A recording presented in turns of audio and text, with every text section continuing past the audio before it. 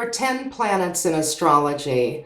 They're the Sun, the Moon, Mercury, Venus, Mars, Jupiter, Saturn, Uranus, Neptune, and Pluto.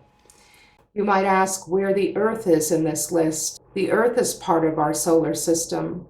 It is, except that we're standing on it. And astrology requires us to look at the other planets from an Earth-centered perspective. But why am I putting the Sun and Moon in the category of planets? We call the Sun and Moon planets even though they're technically luminaries, and that's simply for the sake of streamlining language. Pluto was demoted to a dwarf.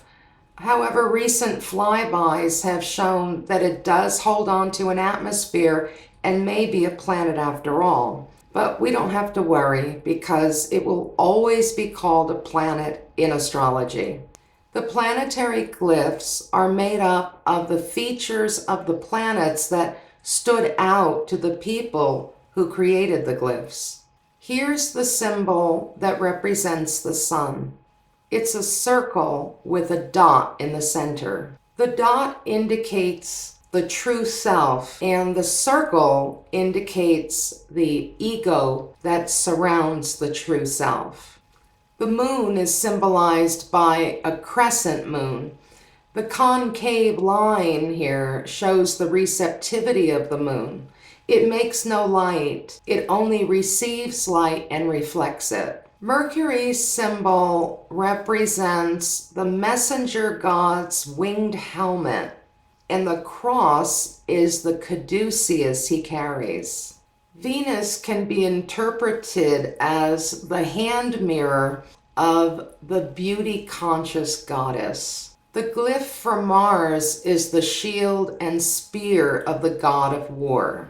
Jupiter's shows a cross with a line that stretches upwards. The most important feature of this symbol is that line.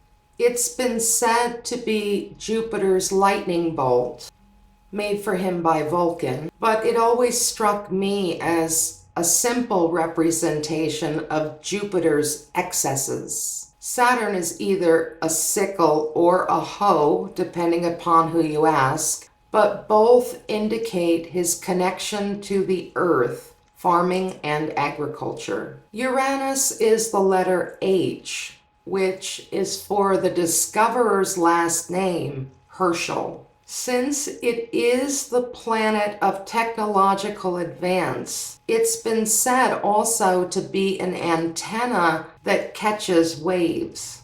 Neptune's symbol is the trident, the sea god's forked wand made by Vulcan. Pluto has two symbols. I use this one because it seems more modern and distinctive.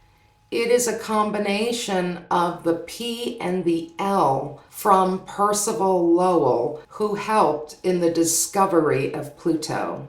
The other is more popular and more esoteric. It is a crescent of receptivity, and the circle floating above it shows the transcendence which Scorpio, its associated sign, is so fond of.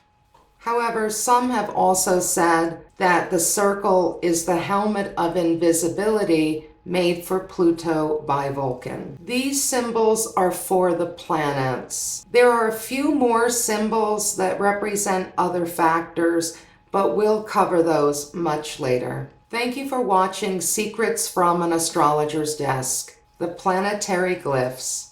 I'm Joy, more videos to come. Please like, subscribe, suggest video topics, and keep watching. Next is all the ways you can get in touch for a full birth chart reading and other astrological services.